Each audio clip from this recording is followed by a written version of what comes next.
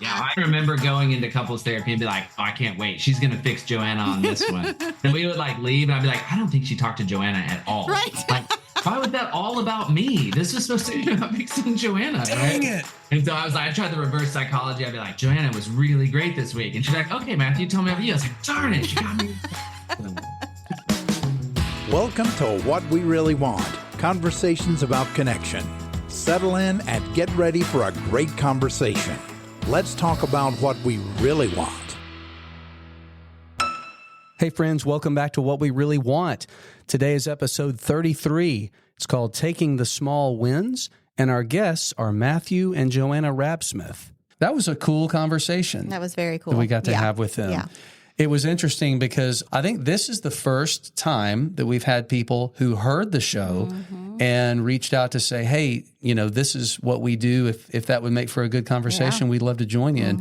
And we heard from Matthew and Joanna a little while back, and gosh, I'm so glad that we did. Yeah. It was a fun conversation. I never know how it's going to go for me because I'm an introvert, and this is a stretching thing for me. And I'm always so grateful whenever it goes well, or it just, I don't know, we start talking with people and I don't know, there's just a comfort and it's easy. And I like that.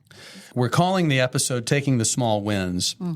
That came from something that Joanna said when we were talking, and both of us kind of noticed that landed pretty well with both of us. I think we had asked what was helpful. What do they encourage couples in their counseling, coaching, just to not get discouraged. Move forward. Not get discouraged because it's going to take longer than you want it to take, and that's what one of the things she said she tells them. But I when she said that, I thought about the fact that I talked to a lot of women who, you know, might say, well, he's meeting with a sponsor, or he's going to therapy, or he went to the Awaken group, but I don't know if it's real, and I don't know if I can trust it, and all of that is valid. But I think that both of those can be true. Yeah. Okay, he's going and doing all these things, and I don't know if it's going to last, or I don't know if I can trust it. I think they're both, but I can still be thankful. And the small win for him can be, hey, I'm doing all the work, and she still doesn't trust me. And yet, you know what I've noticed is that's not throwing me like it used to. Exactly. Right? So it's not having such a view of like when all of this is quote unquote fixed, and not saying that complete and total healing is the only satisfactory spot, but taking the wins along the way. So I thought that was great. Yeah. Something that Matthew said that I think for a person who really is willing to go all in on this healing and recovering process is this analogy, and I won't get all into it, but just listen for when he talks about dealing with the heart attack and the cancer diagnosis. That was really good. Some of the early stage things that you've got to address, and then once those initial, traumatic, life-threatening things are addressed, then you can address the longer-term thing. Yeah. And I think that if we try to do those things out of sequence, it can be really, really frustrating. We can get stuck. Yeah. But Matthew and Joanna are just so helpful. They're a husband and wife team. She's a therapist. He's a certified coach. They've both done a ton of training in trauma and recovery, particularly with partner betrayal trauma. And they have a practice in Memphis, Tennessee called the Raabsmith Team. They and a couple of other therapists who work with them, they are the co-authors along with Dan Drake of a book called Building True Intimacy, Creating a Connection that Stands the Test of Time. We're going to put all the links to how you can connect with the Raabsmiths and what they offer into the show notes. But it was just a really encouraging conversation that we got to have with them, and we hope it will be for you too. So here it comes. It's episode 33 with Matthew and Joanna Raabsmith called Taking the Small Wins, and it's coming up right now. Joanna and Matthew Raabsmith, we're really excited to have you guys joining us today. Thanks for being here. Thanks so much. Excited to be here. Yeah, great to be here. Well, let me just get you guys to kick our time off by answering the question we always start with, and that is, what do you really want out of our conversation today? I think for me, I'm looking forward just to an opportunity to talk about a little bit about my own experience, but I think talk to a community of people out there, which is folks who are recovering from sexual addiction or struggles with kind of problematic sexual behavior, and really letting them know that, one, it's okay to want a healthy sexual relationship in your marriage, even though you've maybe had problematic sexual past, and two, that it's possible. I think when I was going through this process, that was the question that I was asking was, what was it going to be like for us in the future knowing what I wanted to work through in my own recovery. And so just looking forward to that opportunity to kind of chat about that. Yeah. And I think for me, I'm just really hoping to get to have a conversation about something I'm really passionate about, and also hope to normalize the conversation a little bit and give some hope to people. I think this is a conversation that is not being had enough. And so many people want a healthy, thriving sexual life, even after betrayal, but there's just not a lot out there to give hope or shed light on what does that actually look like. So excited to dive into that. I love that too. We just recently had Sheila and Keith Gregoire on the show, and she said, Joanna, almost exactly the same thing that you did. She said that there's hope in numbers. And so, sharing all of the data from their research study. And so, we're going to be talking about some of the same things, but I'm excited to hear about it from your perspective. So before we hop in, though, we would just love for our listeners to get to know you guys a little bit. So, Joanna, whether it's your path to becoming a therapist, Matthew, just your path through seminary and ministry, and now as a certified coach, just help us know more about who you are and how you've gotten to what you're doing today. Yeah. It was definitely not a direct path.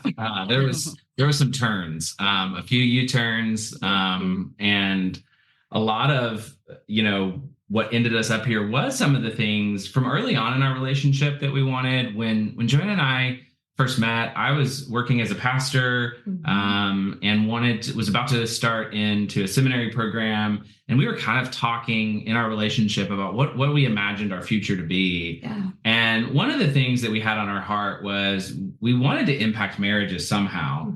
I can remember when we were telling people about getting married, we started getting these really negative responses. People would be like, oh, you're so happy now, but just wait a couple of years, you'll be miserable, right? All marriages are kind of, everybody just had this kind of down view of marriage. Yeah. And we were like, that's so sad, right? We're about to embark on like a 50-year journey, and you're telling us that get ready, it's worse and worse as it goes. And we kind of were like, that's awful. And we want to be part of a movement that maybe brings a different voice. And so that was kind of, even at the very beginning, something we cared about. But we really didn't know how to do relationship or marriage very well. We knew we wanted a healthy relationship, but we didn't know what that looked like. We didn't know the tools, how to actually build that. And so we kind of stumbled around for a while, realized like this is harder than it looks.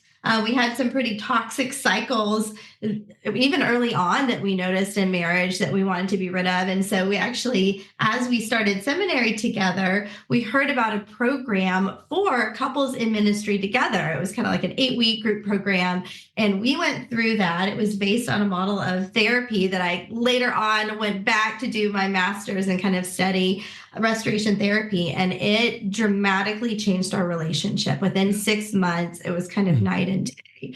And so that just made us even more, I think, passionate about bringing these tools to other people who really want a thriving marriage. It sounds like as you guys were getting started in your marriage, you were encountering some of the things that maybe those downview sayers, were experiencing.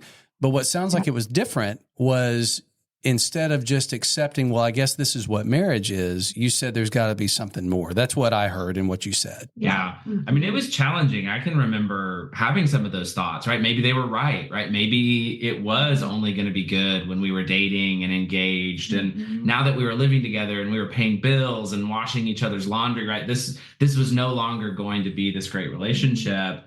But I do think there was a kind of like a unsettledness in both of us, and we were hungry for resources. We were hungry for things that could kind of show us a way. Yeah. And we tried a lot. I mean, I remember we would buy marriage books, devotionals.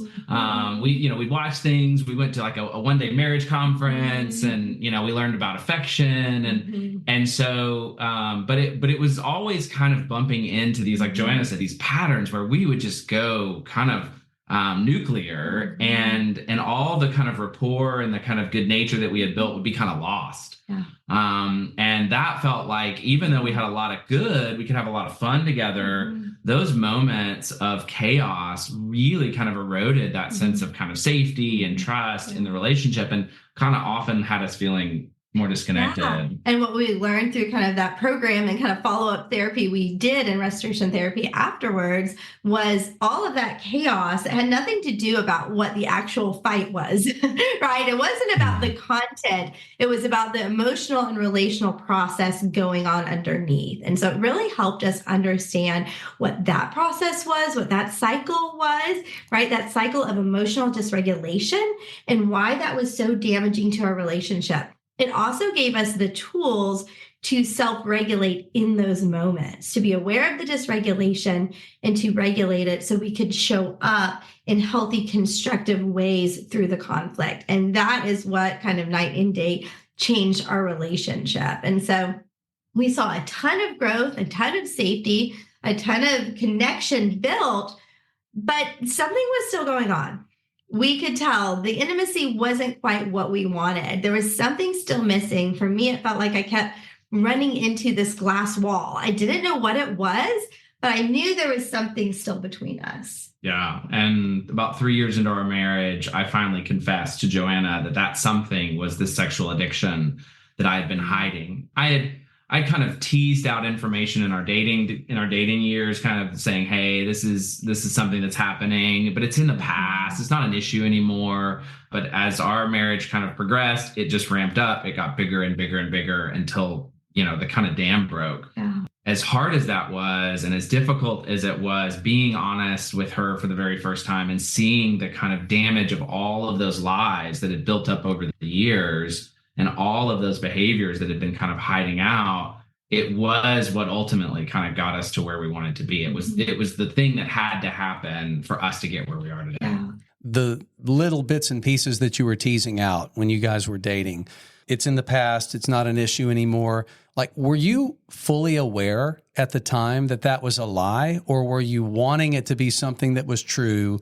Hoping almost that if you speak about it, like say it's in the past, that maybe that'll manifest it into staying in the past. You know what I'm saying? It's kind of the self-mental manipulation that addicts go through. We'll be right back. How have things gotten so out of control? How did something that didn't seem like such a big deal at first completely take over? Porn and sex addiction are destroying your life and killing your relationships. You know you can't keep going on like this, keeping secrets and telling lies. Something has to change. But how? Most men who struggle with unwanted or addictive sexual behavior have tried to fix it on their own. But sex addiction is powerful and complicated. Recovery is possible, but it isn't easy. It requires us to focus on more than just behavior. It requires us to look at our whole lives and the parts of our stories that contribute to addiction. If you're ready to find freedom, maybe it's time for you to get to the roots. The Roots Retreat is a 4-day therapeutic and spiritual intensive. You'll work with therapists and coaches who specialize in sex addiction and recovery. You'll learn how to take healthy ownership of your behavior. You'll discover how your life experiences set the stage for addiction to develop. You'll see how God factors into your struggle, and you'll learn effective tools for ongoing recovery after the retreat. If you're ready to stop trying what doesn't work, if you're ready to experience real hope, healing, and change, let's get to the roots. Visit awakenrecovery.com/Roots Retreat or click the Roots Retreat link in show notes. Oh yeah. And at the time, I had no idea I was an addict. I mean, I was under that belief that, hey, this is a problem everybody has, right? And it would come and go for me, right? I'd have seasons where it would ramp up. I'd have seasons where it would kind of go away. And this had been a season where it had gone away. And I was kind of under that common impression, hey, we're in a good relationship. As soon as we get married, this is all going to be fine. We'll have no issues. There's no way this comes back. And so there was, I think, a sense of kind of hopefulness, but also a deep sense of fear that if Joanna learned the truth about my history, that would be the end of our relationship. That if she found out what I had kind of brought into our relationship, she was not going to move forward with marriage. And so there was this kind of double-edged sword. I think there was a part of me that believed I was beyond it and it would never come back, right? I love how in 12 steps we talk about like addicts have no problem stopping, just addicts can't stay stopped, right? And so I was in that impression that I've stopped, right? I just didn't know that I couldn't stay stopped at the time. But there was also this part of me that this fear that caused me to kind of take control in the relationship. I really took all the power away from Joanna because I really took the choice away from her. And I also took the choice away from me, which was really sad. And I realize that now. Like, I took Joanna's ability to choose me away early on in our relationship. And that, I didn't realize how much that was harming me, right? How much that was causing me to kind of continue to go deeper into my addiction. So I'm just thinking about our story and then so many others. To a person, I think every addict says what you've just said. You know, they don't know the problem that it is, or the big problem that it is. They don't know that marriage isn't going to fix it. And so it's so hard for us to reconcile, like, how could you stand there and say your vows and all these things? Well, I think that you really honestly believed, I know for Greg, it's like, I really believed that this was going to go away when we got married. So 3 years in, you confessed. Was it the whole thing? Because I forget if that was... So you did the whole thing. You didn't have it wasn't trickle at that point. Trickle at that point. Okay. No. It was. Well, I had started my MFT program. I actually was in my very first class, Shame and Guilt, 2-week intensive. Wow. So that's a fun one to start with. And as a part of it, they had this anonymous pastor come and give his testimony of recovering from sex addiction. And he told his story, and like, as he was telling it, I just knew in my gut, I was like, this is present in our relationship. And so as he was sharing kind of his journey out of it, I was like writing down every single resource that he used to get healthy, every single resource they used as a couple to heal. And I went home that day and I told Matthew about who had come and talked in our class, right, what he had shared. And he was kind of, I kept thinking at some point he's going to say something. He didn't. So towards the end of the conversation, I just kind of flat out asked him, I was like, are you still struggling with this? And I'm pretty sure he just said yes. It's the only thing that came out of in that moment. I didn't ask any more questions at that time. I handed him the piece of paper and I was like, there you go. Okay.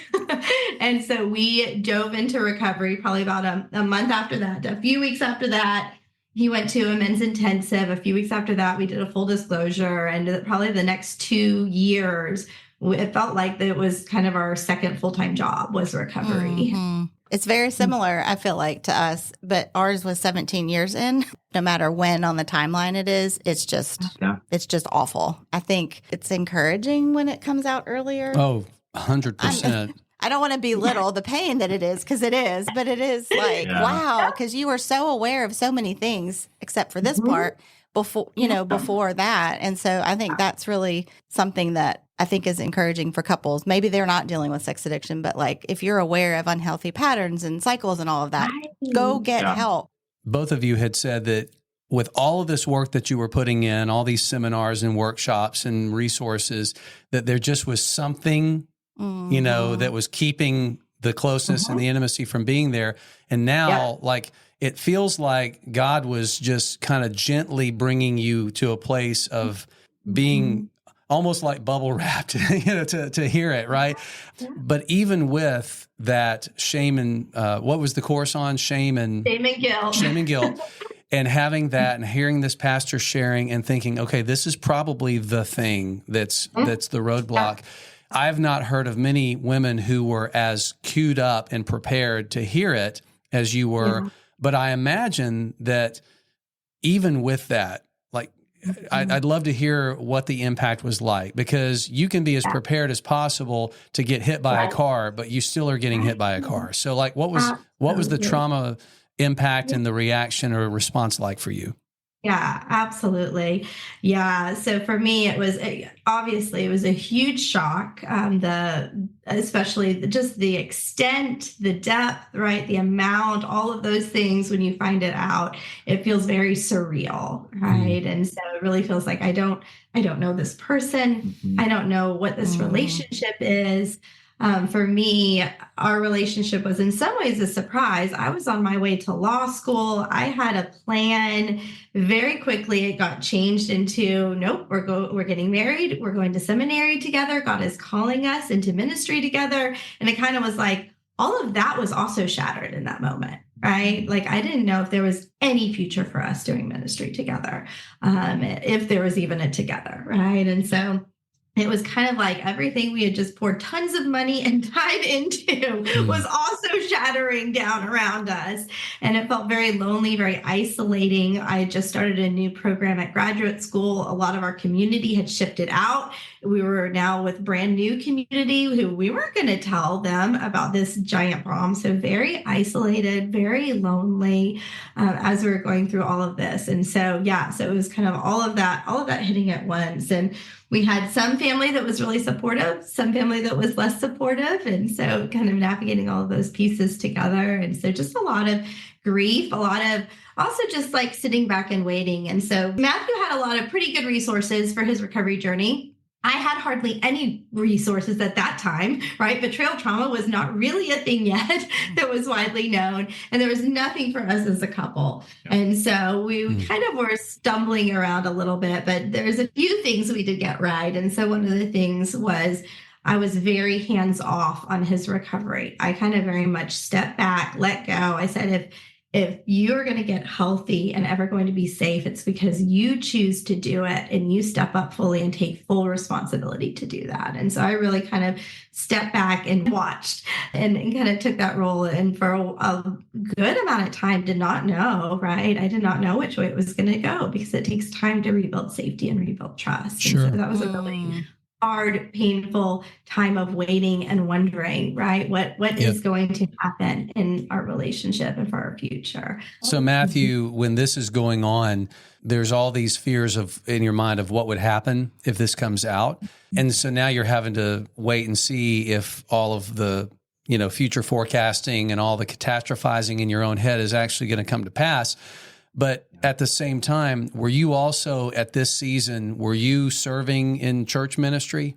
I had actually, luckily, had been kind of on a sabbatical. Not surprisingly, I kind of burned myself out of ministry up until that point. Seminary was kind of my chance to find myself again.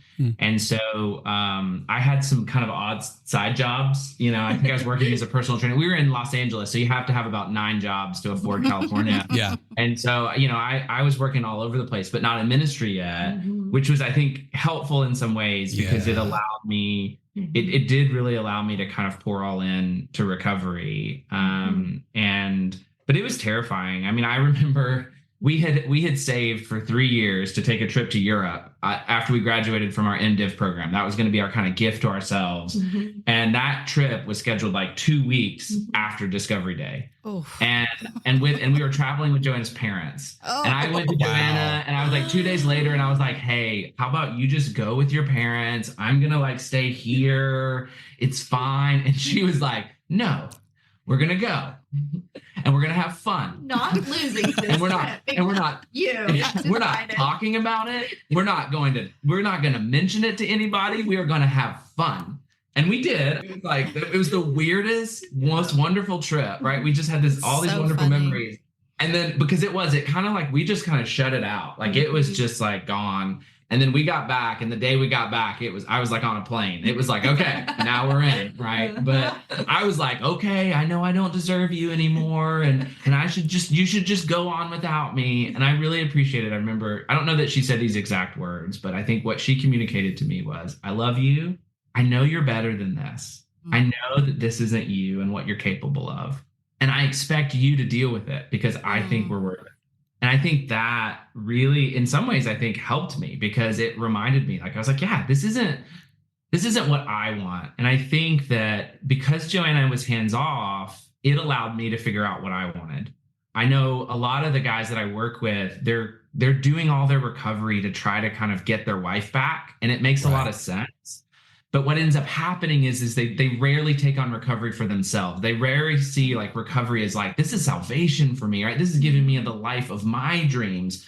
If I get to do it with my spouse, that is a gift on top of a gift. But I think that hands-off approach really let it become my own. It let me decide like, what boundaries do I want in place? What kind of different life do I want to live? And that really helped us early on. 100%. What you're saying about the motivation for the recovery work that a person does it's everything. Because, I tell people in our community all the time that are the recovering person, the men that we work with, saying, what you have control over, what you're responsible for is showing up, surrendering, doing the next right thing. What you have no control over is an outcome as it relates to your marriage. You don't get to choose what she chooses. And if you find yourself showing up in a certain way in order to try to create or control an outcome, you're not really showing up. That's not really surrendered recovery. But man, it can just be so terrifying. But if I quit trying to control it, this might happen. Like, yep, that's right. You're seeing it clearly now. I had a question, observation. I don't know what this is, but I'm just thinking about so many couples that we talk to, y'all talk to, I'm sure, same thing. They don't start out that way, what you're talking about. And so I know for us, a lot of people seem to have a very unhealthy relationship if you took the addiction out.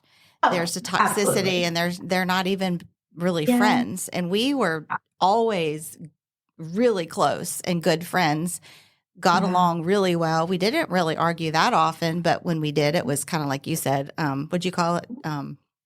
Nuclear. That's a great word. We're both hotheads. He stays calmer longer, but then at some point he just can't do it anymore. When our amygdalas start firing, we both go to fight. So. Yes. But I just think that I don't know. I've always thought that has to have something to do with how the recovery goes, is how the base of the relationship. But I never known that that's really accurate. Yeah. Well, we like to say, like, when we get a recovery couple come in, we'll tell them, you're going to be dealing with two things. You're going to be dealing with a heart attack and cancer. The heart attack is the betrayal and the addiction. And if you don't deal with that first, you'll die on the table. But you've also probably got some cancer. You've got some habits. You've got some kind of relational practices. You probably got them from mom and dad. And now you're replaying them. And if we just deal with a heart attack and totally forget the cancer, even good relationships will break down over time without that. Now, some couples, they have a lot of, they're like stage 4, like you said, they've got a lot of cancerous background. And so it's a longer journey for them, because even if you can get that betrayal handled, you still got that other stuff you're working through. And that's going to want to leak all over the betrayal work. That's potentially the pain of that being there for so long, depending on how long that couple has been there and how long those toxic cycles have been there. And I definitely think a part of our healing, our recovery journey went so well and so quickly because we had done a lot of that pre-work. Right. We had figured out some of those cycles, and we had seen some pretty massive changes in our relationship. I had seen Matthew go from having a pretty strong anger problem. Within 6 months, it was night and day. It had changed so much. And so I think going through that already, this pornography addiction, right? We kind of got it. We knew the emotional pain underlying this coping behavior, and we knew it was about the pain and not the behavior. And we had seen some pain be healed in a way that brought big changes, right? And so I think we were already kind of prepped to know what this recovery journey is kind of going to look like. I love what you're talking about here, and it is reminding me of something that I read on your website. One of the things you say in your About page is, early on in our marriage, we began to realize that while we loved and cared for each other very deeply, there were some destructive habits and cycles that were hindering our growth personally as a family and even in our business. And that's what we've been talking about, right? These last 10, 15 minutes. For years, we weren't sure where to turn or how to fix the broken parts of our lives. We have been in that hopeless, confused, and unsure place. We each made the choice. That's key. We each made the choice not to stay there. We began the journey of transformation and have never looked back. We did the necessary work of rebuilding our marriage from the damage done by anger, control, addiction, and even betrayal. We dove deeper into understanding what caused these behaviors and sought out professional training to help ourselves and others find a way out. Understanding what caused these behaviors. These are things that the more work a person and a couple do, the more we get a depth of what that really means. I was just thinking even a minute ago when you talked about the change you saw in a few months in Matthew's anger. Well, anger wasn't the problem. That was just the presenting manifestation of an unmet need, right? A desire to be understood or to connect, and all that kind of goes to attachment. And Stacy and I just, we've been married 33 years. We've been in recovery together 16 years. We're still doing work. We did a marriage intensive a couple of years ago, and it was just radically relationship changing for us, because some of the things that you hear them and they're so simple that it almost sounds like, well, duh. But like the focus on each of your deepest desires and each of your deepest fears. And so many times the therapist that we worked with in our intensive just said, it sounds to me like you both want exactly the same thing. And here, without help, we can be feeling like we're 10,000 miles apart, but we're really just right there. But the fear is what keeps us from seeing how close our desire is. And all we right? could see, and probably most couples, is, well, you said this. No, I didn't say that. I the said weeds, this. the and noise. It's like, that doesn't even matter. And we go to therapy and we don't even talk about the argument about I'm like, what? He needs to know that he's wrong. And we don't even talk about that. Sometimes it's maddening, but it's always, we get so far in it and we don't have to resolve it. Yeah, I remember going into couples therapy and be like, oh, I can't wait. She's going to fix Joanna on this one. And we would leave and I'd be like, I don't think she talked to Joanna at all. Right. Like, why was that all about me? This was supposed to be about fixing Joanna. Dang it. And I was like, dang it, And so I tried the reverse psychology. I'd be like, Joanna was really great this week. And she'd be like, okay, Matthew, tell me about you. I was like, darn it, she got me.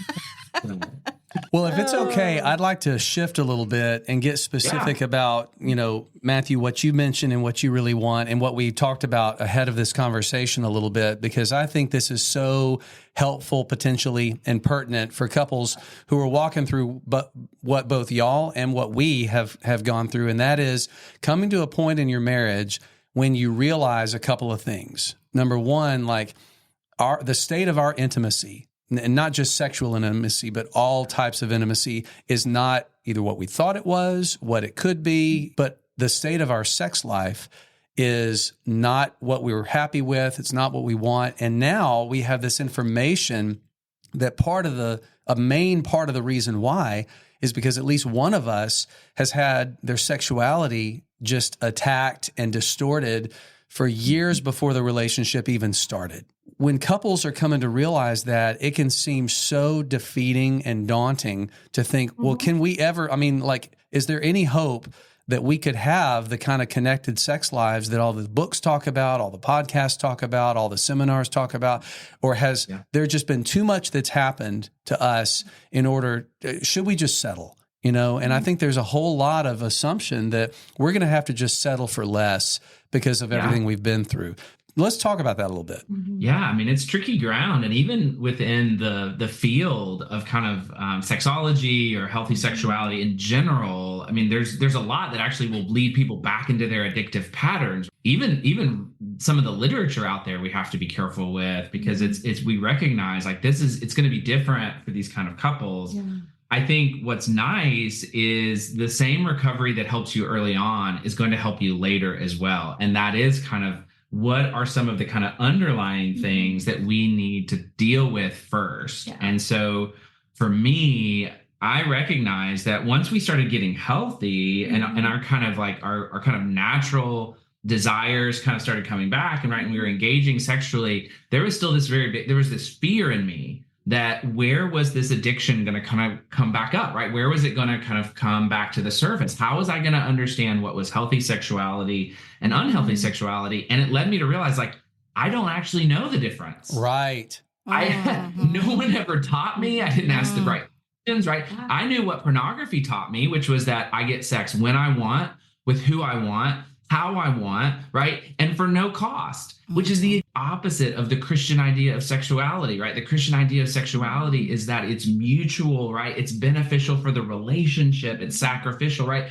It's all these other things. And so that realization led me to believe, if we're going to have a healthy sex life, I'm going to have to unlearn a lot. I'm going to have to be honest about the lessons, like I said, that I was taught and not realizing that I was taught.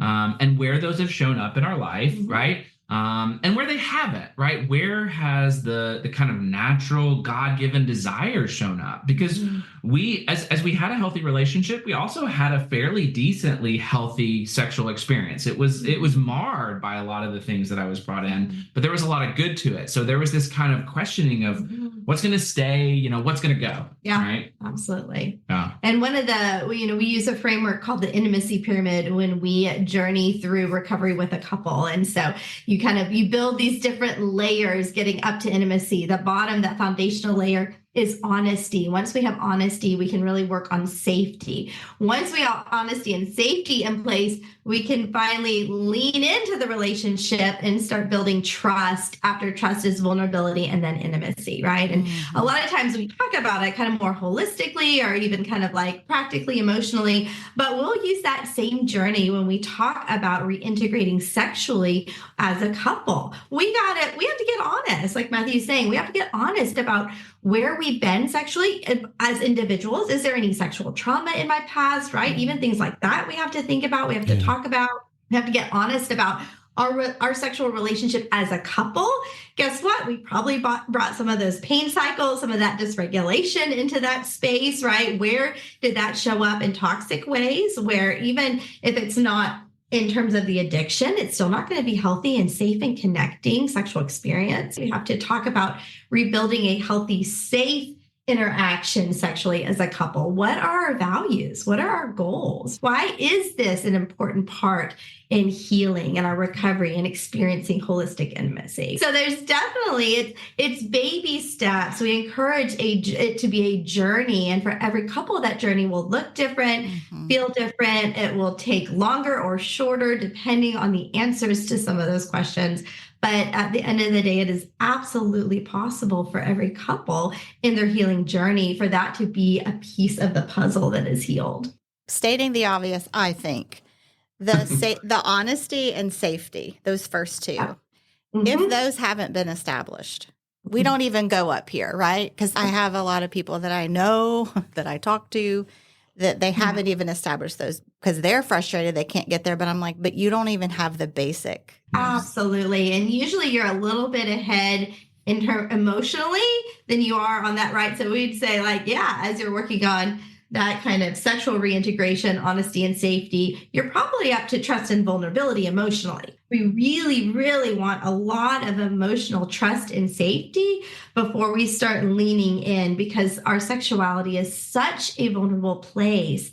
If I lean in and that safety isn't there, I'm going to have an experience of probably getting hurt, and that's going to shut my body down even more and make it even more difficult to ever want to be vulnerable again. And so that's part of the reason it's so important, because we want those vulnerable connecting experiences to be really safe. So your brain goes, I want more of that, not I don't ever want to do that again. Something, Matthew, that you said, a word that you said was unlearning in your experience with, like, how do I tell the difference if I'm showing up healthy versus showing up kind of in that old, more object-based, sex on demand, orgasm on demand kind of mindset. And it's a mindset that those of us who've struggled with it didn't have words for. We didn't know to call it what I just called it at the time. It was just how things were. So the process of unlearning, that's not just for the person who had the addictive behavior. I mean, I'm sure that, Joanna, you found that partners who did not participate in like what we would consider broken sexual behavior, no porn, they didn't struggle with masturbation, there were still approaches to sexual intimacy that they had to unlearn as well.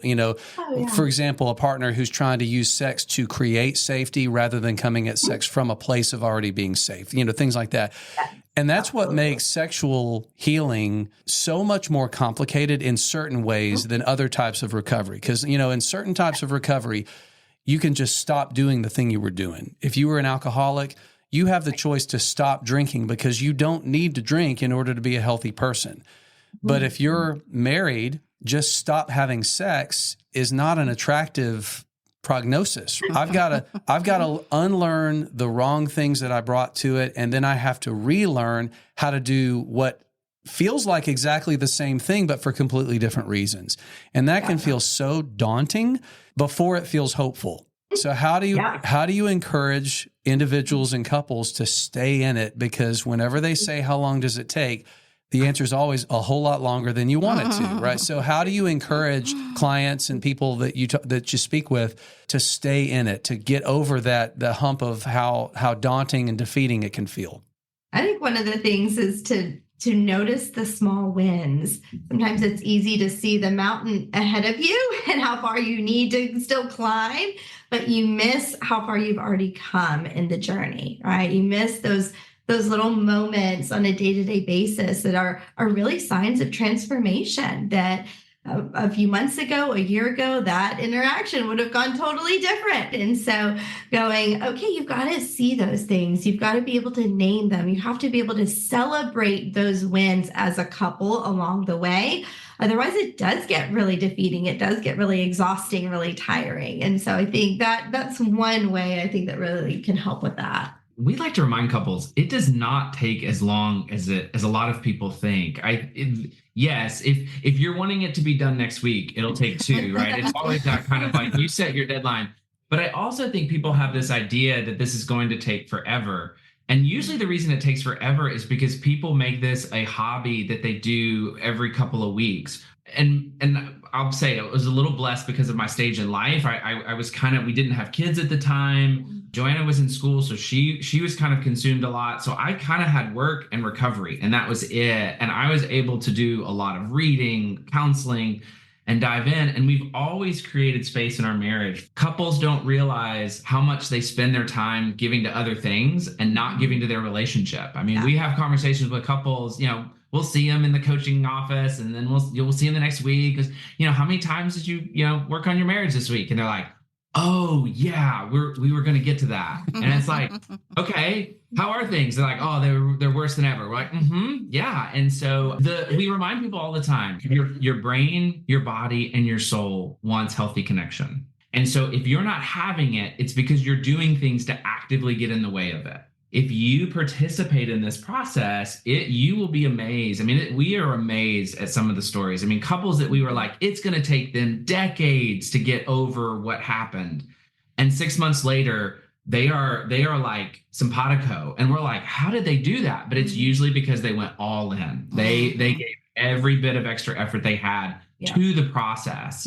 I think what you're saying right now is super important for a number of reasons.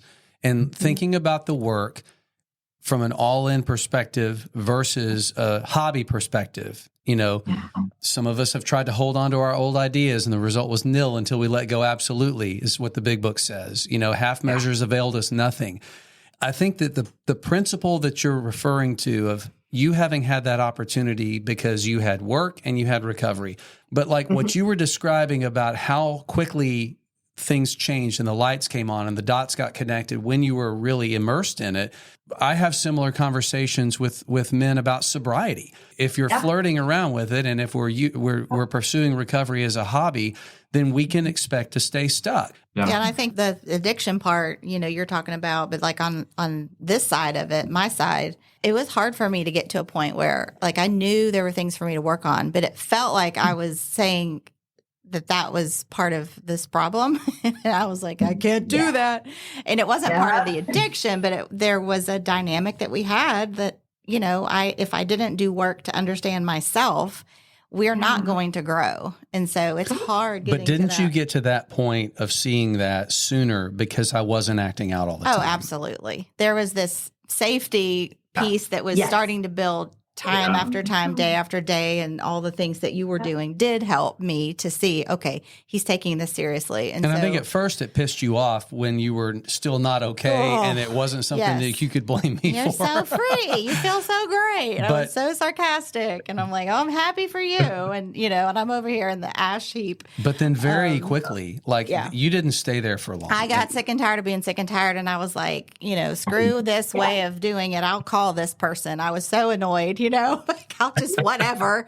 And I talk to people, they don't want to do that. And I'm like, I get it. I understand. But if we stay here, regardless of them, like our marriage can't heal if they're not doing the work or they're not sober. We can only go so far, but I can experience significant healing, and calling people we don't know is hard, but that's what absolutely. it takes. I love the example of like, if I was hit by a hit and run driver, right? I'm not responsible for the injury and the damage right, to my body that I sustained, but I am the only one who is responsible for the healing journey, right? Like I can't, no one else can go get that surgery for me. No one else can go to physical therapy for me, right? I still have to do the work to heal myself. And even if that feels unfair, that's reality, right? Yep. And relationally, if we're going to heal, if there's going to be reconciliation, that person's going to need to show up in my life in a brand new way and in a way that creates an environment that's supportive for my healing. If my spouse is struggling in their recovery and their sobriety, they are not creating an environment that supports healing trauma. Eventually, it may make it so hard that it's impossible to heal that trauma in the context of that relationship and in that environment. And that's a really hard decision that spouses have to make. So there's a relational component there, but like you said, but not an individual. I have all the power I need to heal from that trauma. And then I do think it is kind of that double layer that makes it difficult of, I brought some things in for that, like that kind of, we call it common couple cycles. But now I've been traumatized by the betrayal of my partner. I may now have new coping behaviors that weren't there before. I have so many partners I work with who say, all of a sudden, I'm an angry person. I was never angry. And now I don't know what to do with it. I don't know who I am, right? And so kind of sorting out what has the trauma done? What are those coping behaviors that are kind of trauma related versus the patterns that I already had there, I think is also that part of that healing journey for the partner. So getting back to the unlearning and then the relearning when it comes to healthy sexual connection in a healing marriage. You talked about one of the important things is to notice the small wins, to have realistic expectations. Like we're not going to just within 3 months be having this sex life that the old stuff never tries to infiltrate. And we know that because, we've been healing for 16 years and, those invading thoughts still, try to mess things up. So in addition to noticing the small wins, continuing to work on what's yours and, the individual work, the couples work. What are some things that you guys typically encourage couples to pursue to support the movement towards having a healthier sexual connection? I think one of the big things is getting professional help. Most of us didn't get the conversation we needed about sex the first time. It'd be kind of not very kind to ourselves to make us do it again without the education. There's just, we don't know what we don't know. And yes, you can learn, I think, a lot from books, but it's also helpful to have people who understand the process physically, they understand the process relationally, they understand the process in terms of betrayal. And so I think getting help from coaches, from counselors, from specialists, depending on what you're dealing with, because in some ways that kind of externalizes and says like, hey, we don't have to be experts on this issue.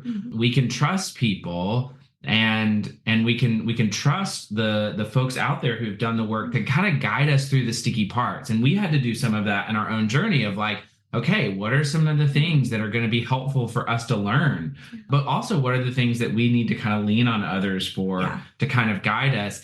And realizing that that's kind of what you're going to be doing the rest of your life. We're constantly getting help. We've been doing this for 12 years and we're still looking for resources for our own relationship, getting help, talking to people that we trust, as well as kind of leaning back into the space and kind of what we'll usually do is we'll work on something. Once we get stuck, that's when when we know we need another resource, right? Okay, we're stuck here. I bet there's something that can kind of help us get out of it. It's so helpful to just have that third party who can reflect back to you and kind of hold up that mirror. Here's maybe why you're getting stuck that you would not have ever realized, right? One of the things we really work with couples is coming up with a couple's narrative. And so kind of being able to share the story of us. Yeah. And one of the really important things to create a healthy narrative is to understand the unhealthy narrative we're working from. And this really happens in our sex life as well. So many of us come in with a narrative around sexuality, what it is, what it should look like. So to have someone who can reflect back and go, hey, I think you're working from this misguided sexual narrative. here are some other options. It's amazing when people hear, oh, maybe your desire comes after climax, right? Wait, what? That's an okay sexual narrative. That's okay. And that's healthy.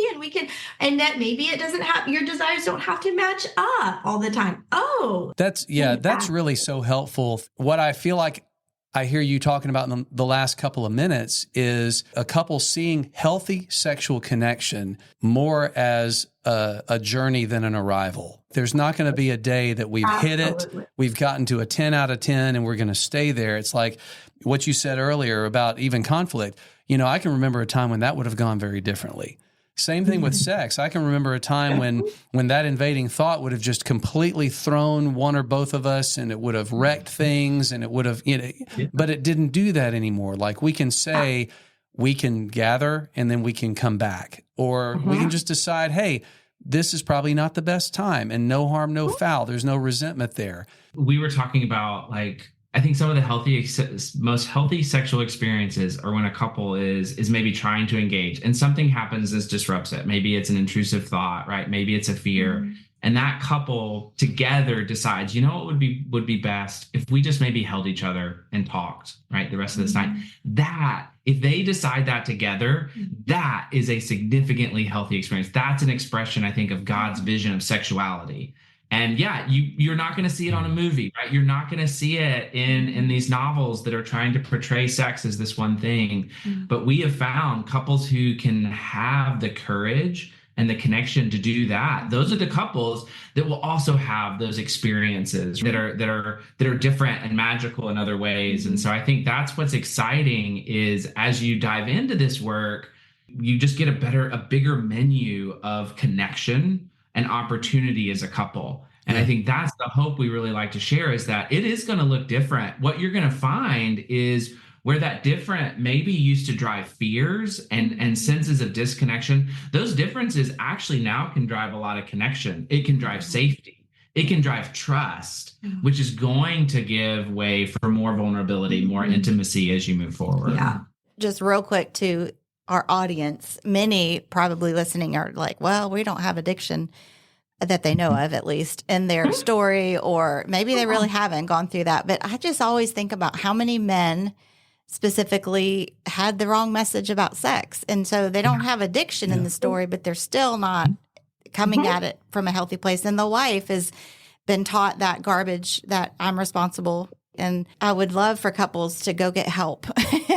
If they're experiencing something that doesn't feel healthy, that doesn't mean there's addiction, but not to wait till the bomb goes off. Don't wait until the bomb goes off, regardless of what that bomb is. I wish we had gotten help so much sooner. You come in with so many unhealthy narratives or lacking narratives about what sex can be. And so learning that, it really is a journey, right? What sex looks like when you're first married versus with young kids, versus on your own again, versus getting older and aging, and just so many different seasons of life. Healthy sexual connection is going to look different. And so this is something that every couple needs to be seeking out. So the things we've been talking about, I'm sure a lot of it shows up in the book that you guys have co-written with Dan Drake, Building True Intimacy, Creating a Connection That Stands the Test of Time. We're going to make sure that our listeners have a link to that in the show notes so that they can use that among the many helpful resources that are out there. But also, when we say building true intimacy, this is not just a sex book, right? Because intimacy and sex are not synonymous, and that's not just all that we're talking about. You guys are writing and talking about building all types of true intimacy and letting healthy sexual connection come from that. We love to talk about holistic intimacy, which includes physical, but it also includes spiritual. It includes emotional, right? It includes the mental and relational. There's all these different spheres and facets of it. And it's that multifacetedness. I mean, that's, I think, what really reflects the kind of relationship God has designed for us, right? It's not this just kind of one-sidedness, but it's this ability to connect on all these different levels that make all of the levels, right, that kind of improve all of them. Our emotional connection gives way to that physical connection, which reinforces that emotional connection. And people might be disappointed if they were looking for a sex book, but they won't be disappointed if they actually do the work, because what we have found over and over again is couples who work on their emotional intimacy their sexual intimacy will follow. There are usually some obstacles and some things to work through, but couples who are connected emotionally will find a way to connect physically in a way that really brings life. Matthew, Joanna, thank you for taking this time. Anybody who listens who has noticed the gap between where they are and where they want to be, they now, through listening, have a better understanding of what they can do. And so thanks for being a catalyst for that. And thanks for sharing with our listeners things that you get to share with your clients. I really appreciate you guys taking the time to be with us today. Thank you all so much. Absolutely. We'd love to hear from you. If you have questions, feedback, topics you'd like to hear us talk about on the show, click the Send Us a Message link in the show notes of any episode.